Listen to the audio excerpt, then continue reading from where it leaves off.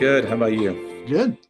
Haven't seen you for a little while, but I always hear your name whenever I'm talking to my son Jimmy, who seems to travel down to visit, well, not you guys, but to visit your kids, at least every few months. Yeah, he only cares about our kids. It's the only Yeah, reason. No, yeah. yeah, yeah. Uncle Jimbo. Yeah. So I am married to my wife, Kinsey, 10 years this year, in a decade. Gonna go do some fun. I don't know what yet. And we got four kids, Naya, Nora, Evie, and Obi. They're all 7 and under. And I'm 32. I'm the associate pastor here at the church at River City Vineyard, and this is where Alex, you used to be. Uh, Hmm. and we met back, I think in 2012. Was it That 2012? I sounds think about I right. think you were just coming to church back in my agnostic years, trying to figure out this God thing. And as I came to church, I got more interested in the church. And then I think I met you and the staff. And then he said he wanted to do the internship, and we did the internship. But we did the Pentateuch class at some point. I just don't remember if it was before the internship or after the internship. Do you remember? I think the Pentateuch class was 2012 also, which is funny because I just retaught all that material. Last Oh, night was the final. We did Sundays and Wednesdays on the Pentateuch, and yeah, so I'm kind of Pentateuch out right now. mm. So that was the first class you took down there. Yeah, that's what I remember as far as one of the first things diving deep to disprove God or Okay, so you know took the God. class as an atheist, right? Agnostic, I guess. Yeah, I remember asking you weird questions. I don't know if you remember that Do you about, remember any of the questions? I think there was something about aliens, like how you thought about that fitting with the alien narrative or whatever. Yeah. How do aliens fit into the Pentateuch? Yeah, yeah. I will say that nobody asked that question this last 12 weeks up here in Longmont. So Oh man, that's always a fun one. they were thinking about it, but they never got to actually ask about it. See, I forgot that you were at the church and you were still processing through your faith. So what was the breakthrough? What happened where you slipped into the light and became one of us? Yeah, people of the faith. I was trying to gather as much information, kind of like a court case, to prove either God's existence or not existence. And so the more I learned and observed at church, Christians, how they actually were versus how I thought they were, and then learning actual things from the Bible and reading the Bible myself, I think there was too much evidence to prove that Yahweh and Jesus and Holy Spirit those that it could not be real. So I think the foundation was one, did this happen? Did these stories actually happen? And I think there was enough evidence for me at that point to say, yeah, I think so.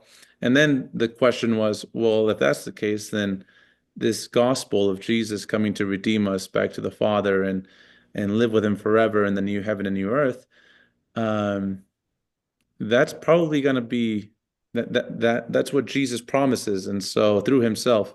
So if that's true, then my life is at stake here, and a lot is at stake here. Then if that is true, it's Yeah. not just a philosophical thing we can agree on. It's like life or death, um, So abundant for life. you, did it go from a logic?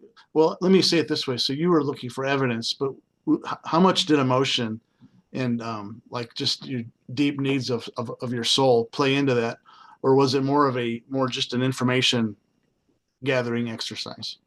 I would say at first it was logic. It was trying to logically prove whether But God why was. why would you care? I mean, was there an amount of angst or emotion that you had to find out, or were you literally just trying to collect information on a subject, like you would about how to build a boat Yeah, or camping or something? I think for me, I want to know truth. I want to know what truth is. And I think this is something that every, I think, human being has innate in them. So in 2012, I must have given my life to Jesus. And I'm using word must because um, I personally don't count it 100%.